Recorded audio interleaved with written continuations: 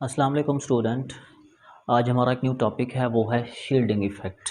Shielding effect क्या होता है? ये केमिस्ट्री का चैप्टर नंबर 3 है। शील्डिंग इफ़ेक्ट या इसका इफ़ेक्ट ऑफ न्यूक्लियर चार्ज, जिसको ZeF से भी शो करते हैं।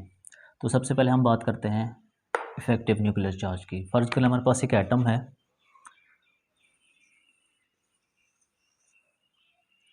जिसमें क्या है, प्रोटॉन्स भी हैं और न्यूट्रॉन्स भी हैं, और इलेक्ट्रॉन्स जो हैं ये रिवॉल्व करते हैं किसके अराउंड द न्यूक्लियस। ये जो अंदरूनी शेल है इसको हम कहते हैं इनर शेल, इनर शेल कहते हैं। और ये जो बाहर वाला है इसको कहते हैं वैलेंस शेल। वैलेंस शेल क्या होता है? वैलेंस शेल वो होता है जो किसी भी एलिमेंट की वैलेंसी होती है वो डिपेंड करती है वैलेंस शेल के इलेक्ट्रॉन्स पर। मतलब वैलेंस शेल के इलेक्ट्रॉन्स में वैलेंस शेल में जितने भी इलेक्ट्रॉन होंगे वो डिपेंड करती है उसकी किस पर, वैलेंसी पर। तो बॉन्ड फॉर्मेशन में हमेशा वैलेंस शेल के इलेक्ट्रॉन ही हिस्सा लेते हैं, पार्टीशन करते हैं। गेनिंग में और लूजिंग में भी उनका काम है, वैलेंस शेल का काम यही है। और नेक्स्ट में ये भी कहता है कि वैलेंस शेल में पॉजिटिव और नेगेटिव चार्ज होता है। वैलेंस शेल में क्या होते हैं, इसमें पॉजिटिव चार्ज भी होते हैं और नेगेटिव चार्ज भी होते हैं, जो आपस में क्या करते हैं, अट्रैक्शन करते हैं, फोर्स ऑफ अट्रैक्शन करते हैं। इनका काम क्या है, फोर्स ऑफ अट्रैक्शन होता है। तो अब हम सबसे पहले देखेंगे इफेक्टिव न्यूक्लियर चार्ज क्या है। तो फर्ज कर ले हमारे पास एक एटम है सोडियम, जिसका एटॉमिक नंबर क्या है 11। इसमें नंबर ऑफ प्रोटॉन्स कितने हैं, 11 है, और न्यूट्रॉन्स भी कितने हैं, 11 है। प्रोटॉन्स के ऊपर कौन सा चार्ज होता है, पॉजिटिव, जबकि न्यूट्रॉन्स के ऊपर कोई चार्ज नहीं होता, ये न्यूट्रल होता है। अब क्योंकि इसके वैलेंस शेल में पॉजिटिव भी इलेक्ट्रॉन्स भी हैं और नेगेटिव इलेक्ट्रॉन्स भी हैं, ये आपस में क्या करते हैं, फोर्स ऑफ अट्रैक्शन करते हैं आपस में, नेगेटिव और पॉजिटिव चार्ज। तो क्या होता है, ये जो न्यूक्लियस है, ये जो हमारे पास न्यूक्लियस है, ये अट्रैक्ट करेगा फर्स्ट शेल पर। ये जो इसके करीब तरीन पहला शेल है, जिसको हम इनर शेल का नाम दिया है, इस पर ये अट्रैक्ट करेंगे, फोर्स ऑफ अट्रैक्शन। न्यूक्लियस जो है पहले सबसे पहले फोर्स ऑफ अट्रैक्शन यहाँ पर अट्रैक्ट करेगा पहले इनर शेल पर। उसके बाद फिर ये अट्रैक्ट करेगा किस पर, आउटर मोस्ट शेल पर, जिसको हमने वैलेंस शेल का नाम दिया। उसके ऊपर भी ये अपनी फोर्स को अट्रैक्ट करेगा।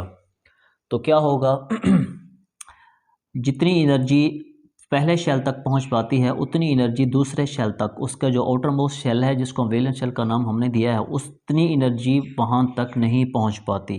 जो वैलेंस शेल है ये उतनी एनर्जी जो है फील नहीं कर पाता जितनी इसकी एनर्जी पहले फर्स्ट जो है वो शेल पर पहुंच पाती है। किसकी वजह से उसकी एनर्जी जो है वो लास्ट फोर्स ऑफ अट्रैक्शन जो है वो आउटर मोस्ट शेल पर नहीं पहुँच पाती, किसकी वजह से, इनर शेल की वजह से उसकी एनर्जी जो है वो, उसकी फोर्स ऑफ अट्रैक्शन जो है वो लास्ट शेल पर, वैलेंस शेल पर उतनी एनर्जी नहीं पहुंच पाती। किसकी वजह से, वैलेंस शेल की वजह से। तो क्या होता है, तो जब ये अपनी एनर्जी लास्ट शेल पर उतनी एनर्जी लगाता है जितनी ये फर्स्ट शेल पर लगाता है, तो ये नहीं पहुंच पाती। तो इसकी न्यूक्लियस की जो सारी एनर्जी है, सारी फोर्स ऑफ अट्रैक्शन है, वो इनर शेल जो है वो क्या करते हैं, अपनी तरफ खींच लेते हैं।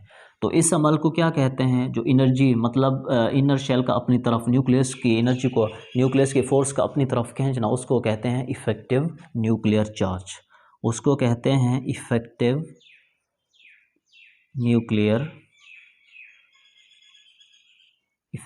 न्यूक्लियर चार्ज, जिसको हम कैपिटल ZeF से रिप्रेजेंट करते हैं। ठीक है, नेक्स्ट बात करते हैं हम शील्डिंग इफ़ेक्ट की, कि शील्डिंग इफ़ेक्ट क्या है। इसमें तो हमने देखा कि ये जो इनर मोस्ट शेल है, अंदरूनी जो शेल है न्यूक्लियस के करीब, उसने इसकी टोटल फोर्स ऑफ अट्रैक्शन जो है अपनी तरफ खींच ली। ठीक है, तो इस अमल को उसने इफेक्ट ऑफ न्यूक्लियर चार्ज का नाम दिया, जिसको ZeF से शो करते हैं। अब नेक्स्ट है हमारे पास शील्डिंग इफ़ेक्ट। शील्डिंग इफ़ेक्ट क्या होता है, शील्डिंग इफ़ेक्ट भी इससे मिलता जुलता है। जैसे कहते हैं ये न्यूक्लियस एनर्जी जो है फर्स्ट शेल पर अपनी जो है फोर्स लगाता है, फोर्स ऑफ अट्रैक्शन। इसी तरह सेकंड जो लास्ट शेल है उस पर भी अपनी एनर्जी उतनी की उतनी ही लगाता है, फोर्स ऑफ अट्रैक्शन, लेकिन उतनी एनर्जी वो फील नहीं कर पाता।